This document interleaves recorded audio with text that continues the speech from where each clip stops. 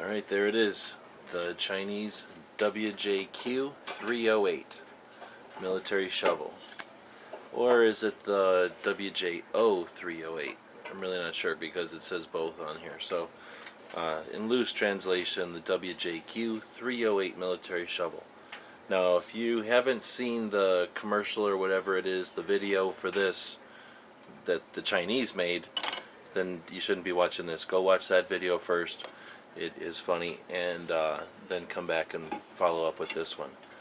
But let's assume that everyone's seen that other video, so we all know what we're talking about here.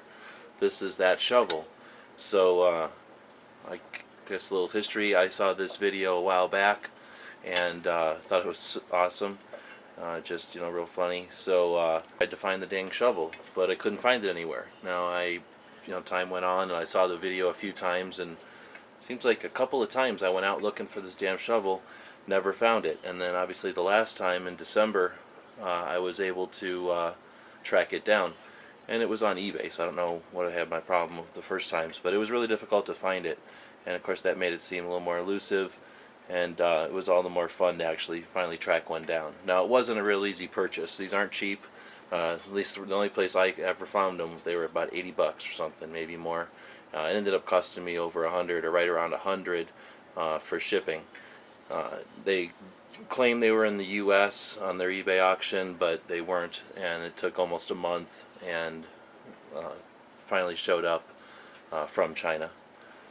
So it was obviously more of a investment / hobby type of thing than an actual shovel. Nobody in the right mind is going to pay that kind of money for a little shovel, but it is pretty neat to finally get my hands on one and take a look at it. Obviously you can see I'm not averse to buying these little shovels. I think they're pretty neat. I actually find them really useful in the truck, but this one, again, had a little bit more going on with it.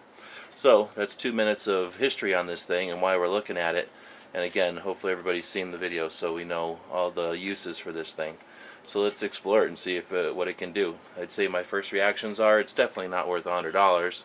If I was going to price this and buy it at a store, I would probably expect to pay maybe $17 for this. Some of these military shovels, this one's a cold steel Spetsnaz, like a throwing type of shovel. You're supposed to throw this at like a tree stump or something. It's got sort of a sharpened edge on it. Really neat shovel. It works as a shovel pretty decent. It's modeled off the Spetsnaz shovel. Super strong handle. Nice shovel.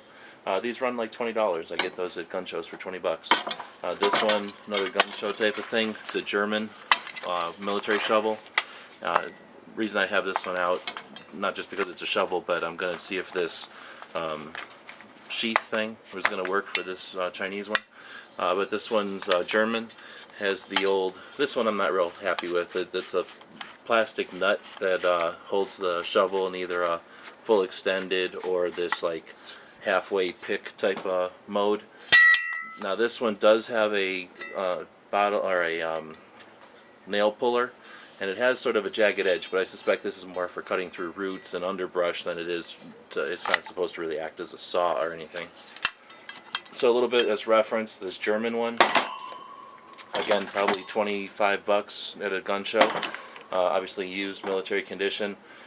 This one is cold steel, just brand new, made in Taiwan, $20 at a gun show, just because it's cool. I brought out the Woodsman's Pal, basically for clearing out the underbrush, but it does have a blunt tip, so heck, it can be considered like a shovel. But anyway, these are not cheap. I just decided to bring it out since we're talking about utility tools. Another German one. Again, I kind of brought this one out thinking that the sheath might work. I hate the sheath on this one, though. It's probably strong, but it's just stupid. And a nice shovel. Great locking mechanism and everything, but not a great spade. I don't really like the shovel part of this one very much. Again, to compare though. And then last up we do have a folding type. Again, this one's German. And this one is the tri-folding, very similar to the US military one. This one I really don't like the shape of the shovel blade on this. This shape I don't think digs very well at all. I've used this one a little bit, but not a lot. So those are for reference. We also have materials out here that we're going to put up against this thing. So I don't remember, I don't have a list in front of me of all the gadgets and gizmos that's going on with this guy, but we do have some stuff here to check out and put it through some paces. I think let's start out with weight. So the Chinese WJQ-308 weight comes in at 2 pounds 1.9 ounces. 2 pounds 1.9. This German one,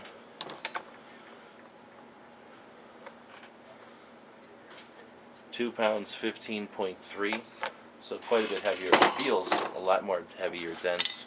This one feels a little lighter actually. 2 pounds 0.1 ounce. The Spetsnaz cold steel,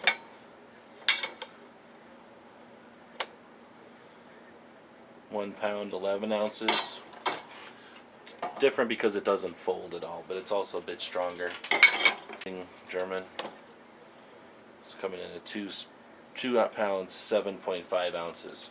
So we're talking about, you know, comparable ballpark with all of these. This one, the Chinese, does feel pretty nice in the hand actually. You know, these things do have some differences. This one is different because it's so it's one piece and it's very balanced and everything. It feels different than any of these others. I'd say these two feel pretty similar, and if you look at them, you know, they are pretty similar, shape, material, everything, just not exactly the same. This one though, it's got a much different feel to it, probably because of the material of the steel there, because the handle's just a bit longer maybe. This one really feels heavy. Top heavy, I should say. All the weight is up at the head of that one, and again, a much stronger locking mechanism. So obviously, that's where the weight's coming from, is all that extra steel. So this one does feel a lot more maneuverable.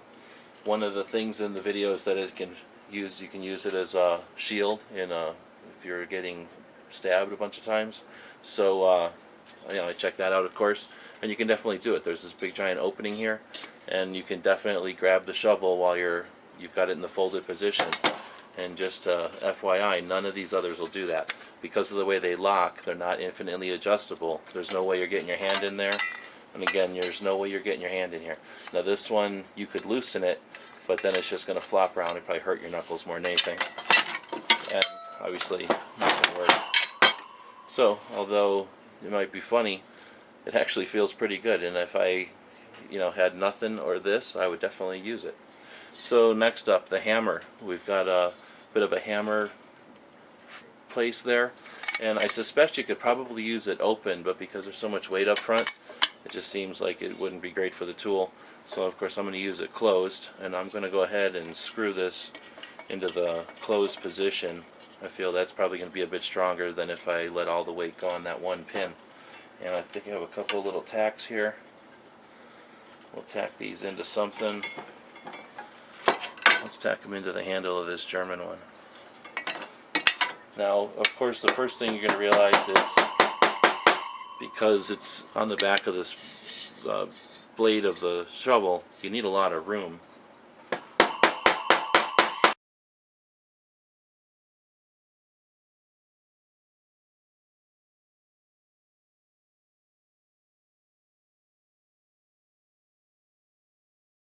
As a hammer, it's obviously goofy, but it's not too bad. Being locked in here, it's still locked in nice and tight.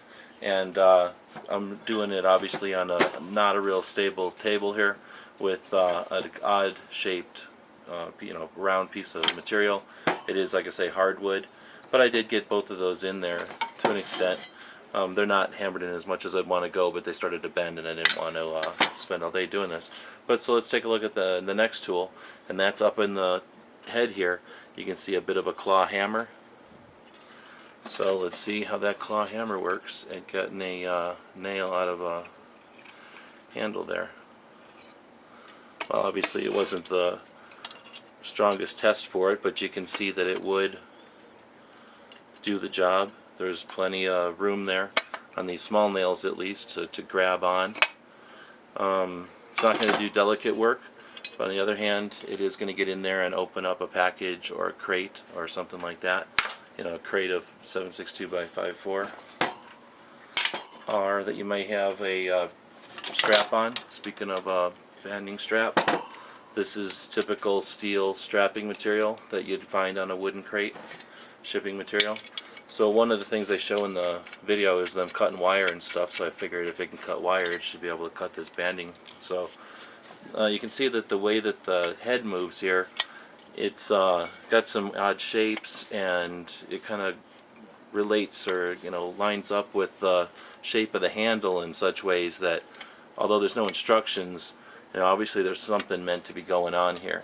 So I'm going to assume that this is designed to scissor cut materials, and let's shove some of this banding in here as an example of some material and see how it does.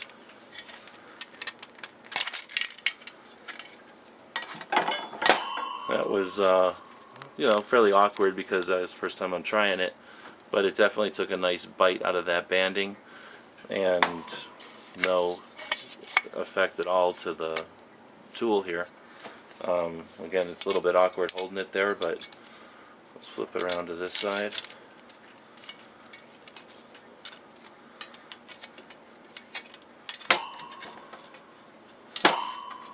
And I'm just sort of holding it and squeezing it together here.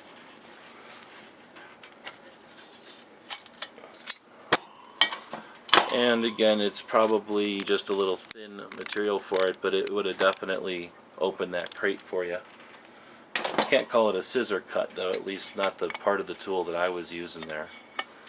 Although this looks a little more bent to be a cutter. Let me try it over there just to be fair to the tool.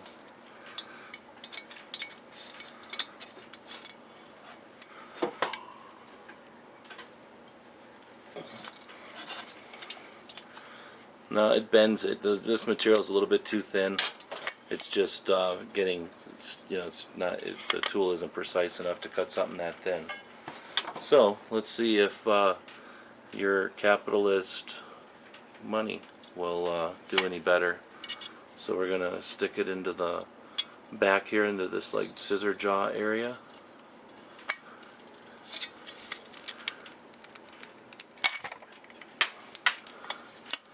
Looks like it took a pretty good bite out of it. Let's see if I can use this as a scooper to pick that up off the ground. Sure enough, works as a great picker-upper.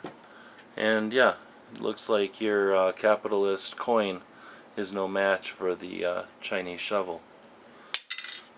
So let's see what else it can do. Here's some solid core number 12 copper wire. And we'll put that into that jaws there. No problem. Like cutting butter, literally. Easily cuts through that stuff. I'm assuming the zip tie is going to be about the same, but just to double check. Like butter. Let's see if it'll cut through the chains of capitalist oppression.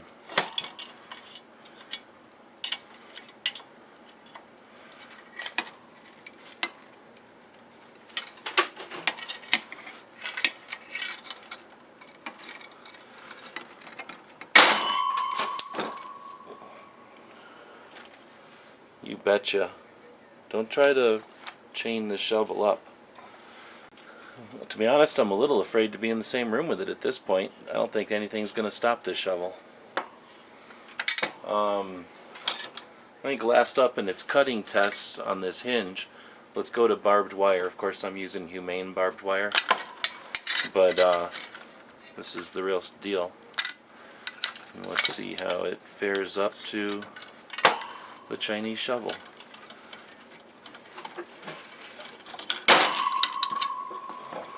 Yeah, right through it, no problems. I suspect if I was out doing ranch work, you could probably have a worse tool. Let's see about the twisting of it.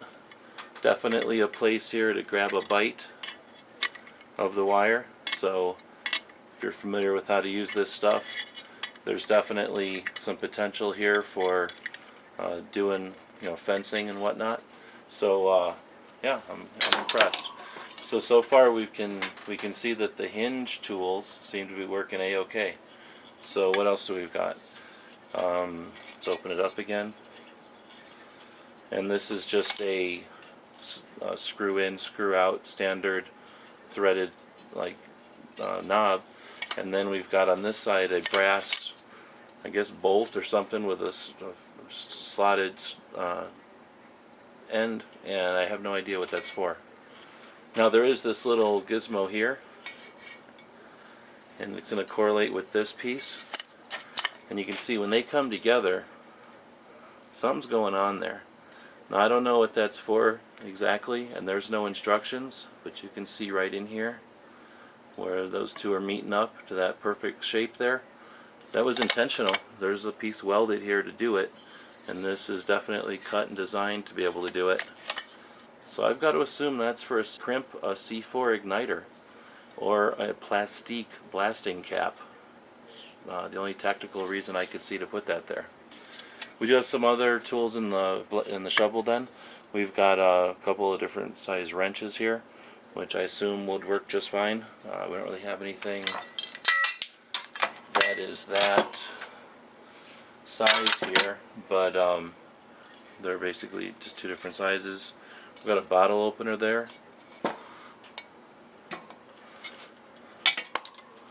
That works just fine.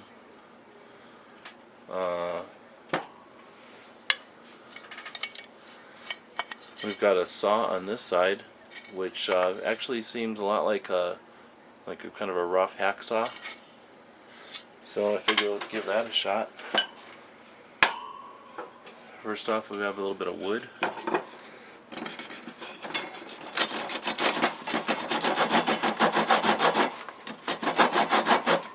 Now, first off, I noticed that I didn't tighten this up. So I'm going to go ahead and tighten that back up. I'm sure that's probably safe when you're sawing.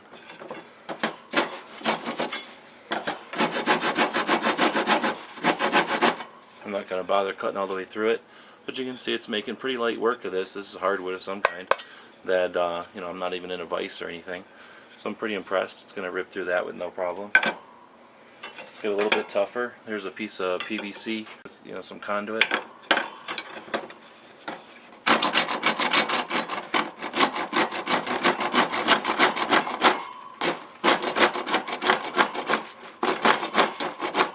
So it was a little hard to get a bite.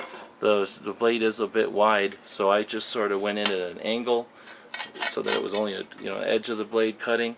Once I got a little bite, no problem. Again, I'm not using a vise or anything here, so I'm going to not bother cutting through the whole thing, but definitely doable with plastic conduit. Now this, I don't really have a piece of real metal conduit, but this is some sort of extruded stuff. It actually seems a little more dense than conduit, but it's been a while since I worked with conduit, so let's call this metal conduit.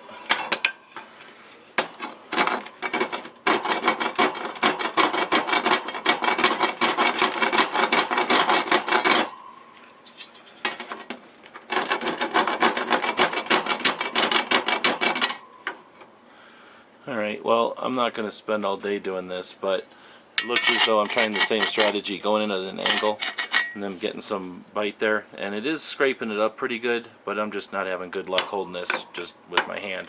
So I'm going to assume that that's potentially doable, but I'll give it a test with plain old cheap conduit and not this unknown metal. But I want to see cut metal, so I did bring out a piece of this aluminum angle, because it should be able to cut this, I would think.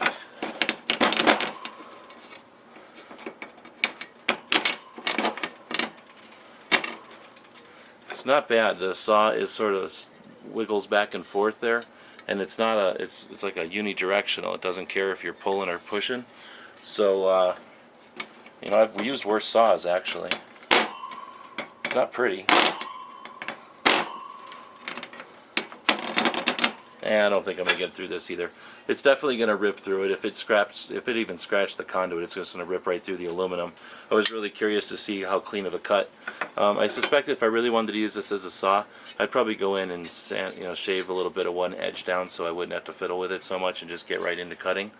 But overall, I'm going to say I'm fairly impressed with that saw for what it is. Probably giving it a little more credit than it's due because it's you know, I paid so much for it.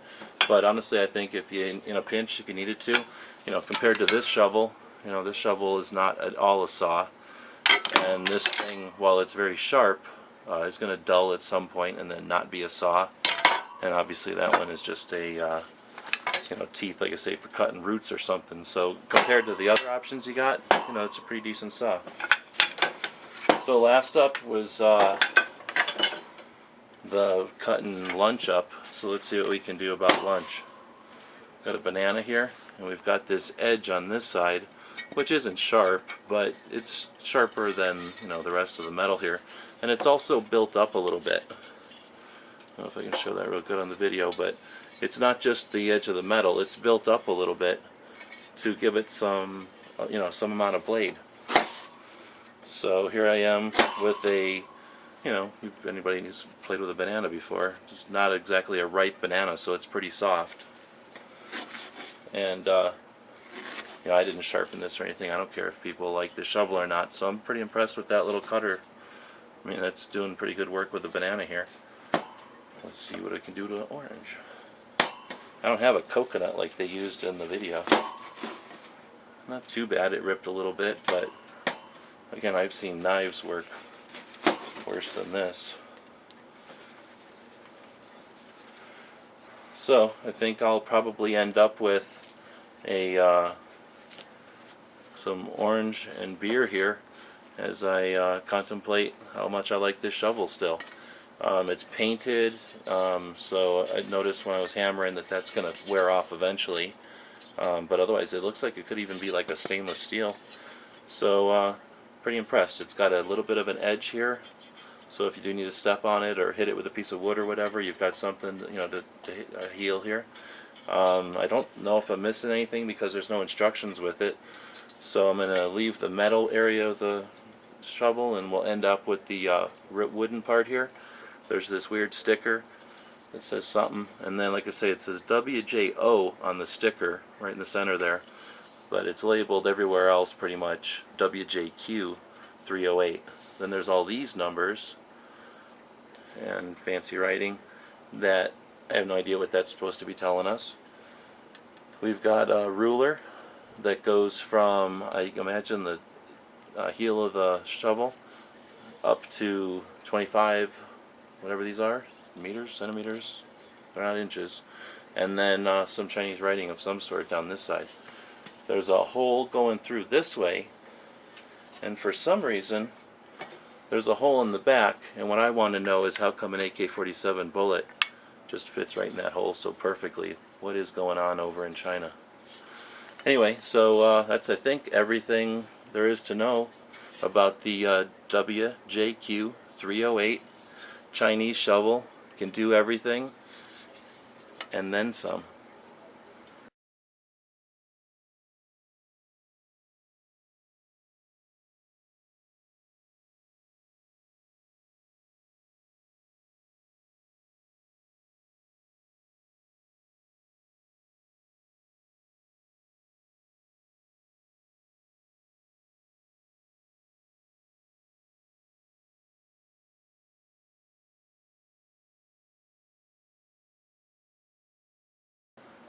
Thanks for watching.